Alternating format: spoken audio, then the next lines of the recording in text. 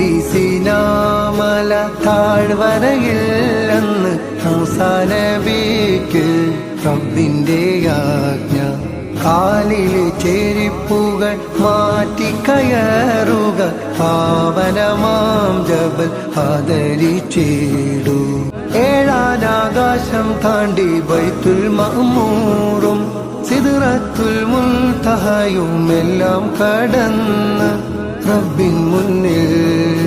മുത്ത് റസൂല് ആ പാദം കണ്ട് റബ്ബിന്റെ അരുള്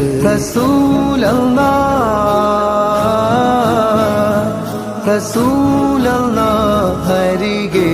വരൂ തിരുപാദുകം ധരിച്ചേ വരൂ ആ പരിഗണനയുടെ കാരണം അവർ അഷ്റഫുൽ ഖൽഖ